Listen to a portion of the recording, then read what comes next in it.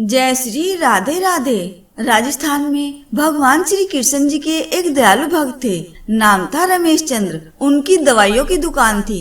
उनकी दुकान में भगवान श्री कृष्ण जी की एक छोटी सी तस्वीर एक कोने में लगी थी। वे जब दुकान खोलते तो साफ सफाई के उपरांत हाथ धोकर नित्य भगवान की तस्वीर को साफ करते और बड़ी श्रद्धा से धूप इत्यादि दिखाते।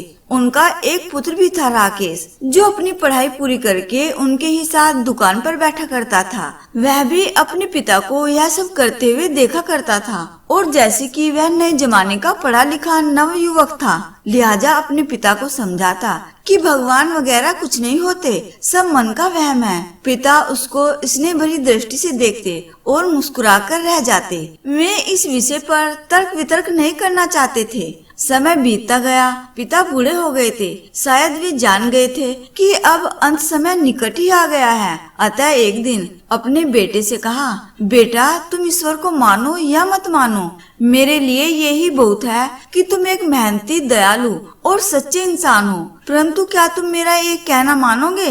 बेटे ने कहा, कहिए ना पिताजी, जरूर मानूंगा। पिता ने कहा, बेटा मेरे जाने के बाद एक तो तुम दुकान में रोज भगवान की इस तस्वीर को साफ करना, और दूसरा यदि कभी किसी परेशानी में फंस जाओ तो हाथ जोड़कर श्री कृष्ण जी से अपनी समस्या कह देना। बस मेरा इतना कहना मान लेना। पुत्र ने स्वीकृति भर दी। कुछ ही दिनों के बाद पिता का देहांत हो गया। समय गुजरता रहा।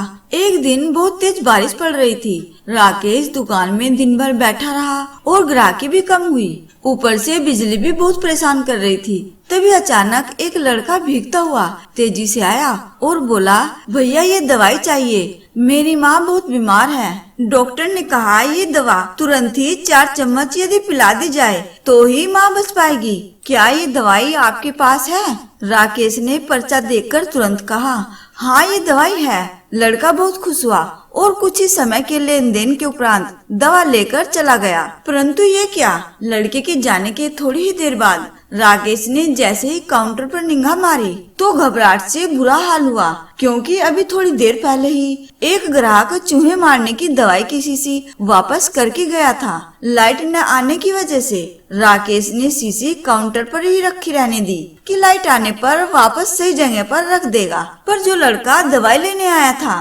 वह अपनी शीशी की जगह चूहे मारने की दवाई ले गया और लड़का पढ़ा लिखा भी नहीं था। हे भगवान, अनायास ही राकेश के मुंह से निकला, ये तो अनर्थ हो गया। तभी उसे अपने पिता की बात याद आई और वह तुरंत हाथ जोड़कर भगवान कृष्ण जी की तस्वीर के आगे दुखी मन से प्रार्थना करने लगा कि हे प्रभु, पिताजी हमेशा कहते थे कि आप ही हैं। यदि आप सचमुच हैं तो आज ये अनहोनी होने से बचा लो। एक माँ को उसके बेटे द्वारा जहर मत पीने दो, प्रभु मत पीने दो।